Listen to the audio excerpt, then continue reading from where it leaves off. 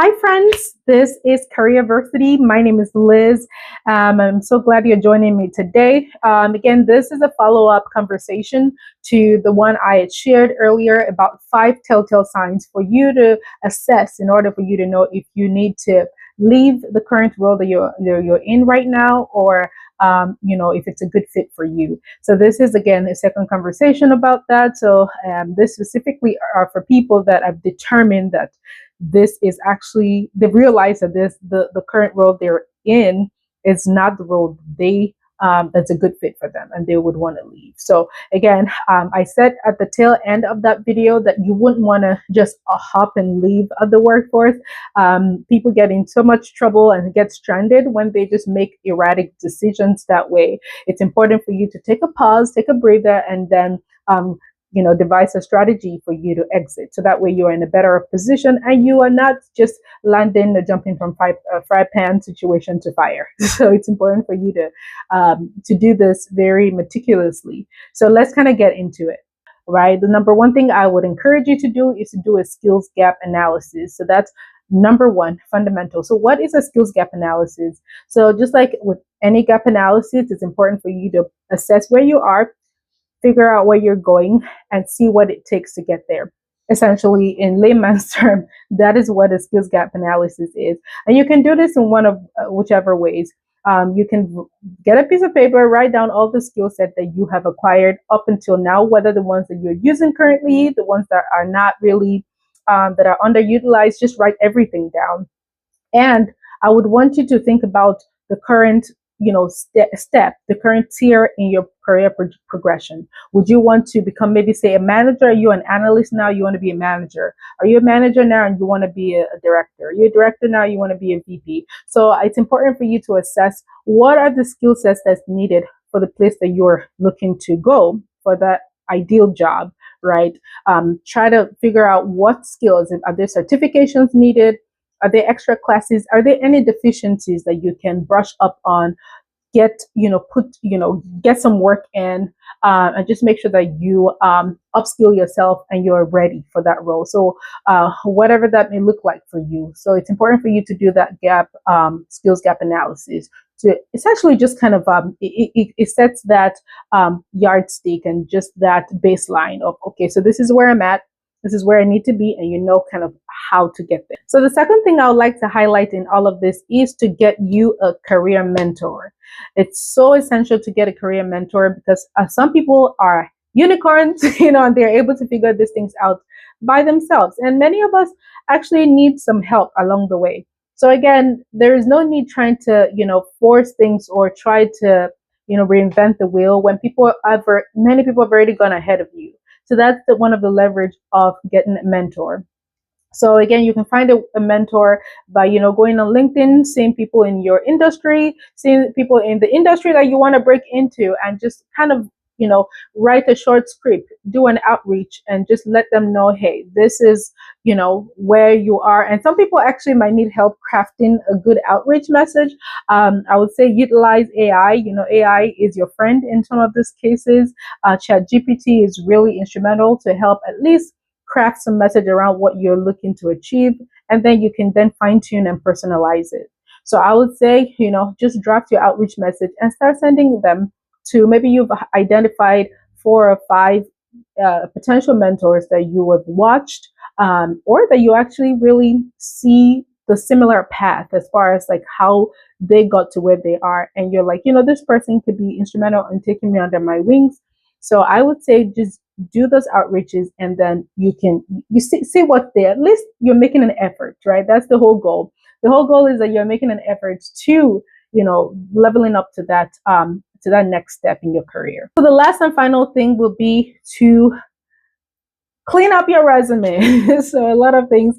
As a recruiter, I've seen so many resumes in my life, and honestly, I would say in my job searching era, whenever it's time for me to job search, that's probably one of my least favorite things is, the revision of resumes and all that. Some people do different kinds of things. Some people never let their resume just collect dust, if you know what I mean.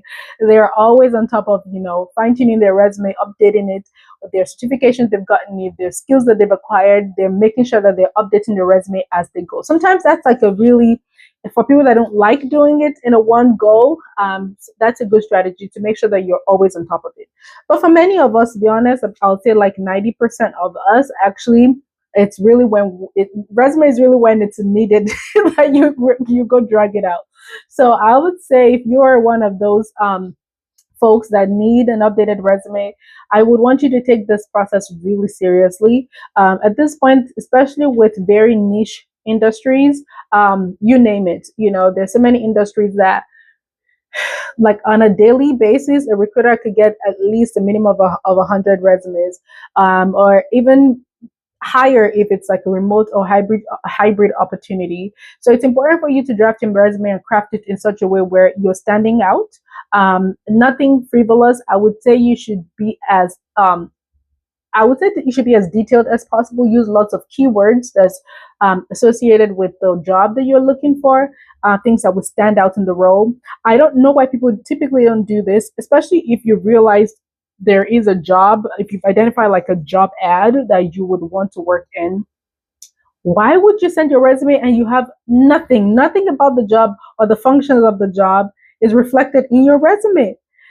So listen, I am one that would propose maybe having 2, 3 resumes, depending on, if you're trying to break into a new job market.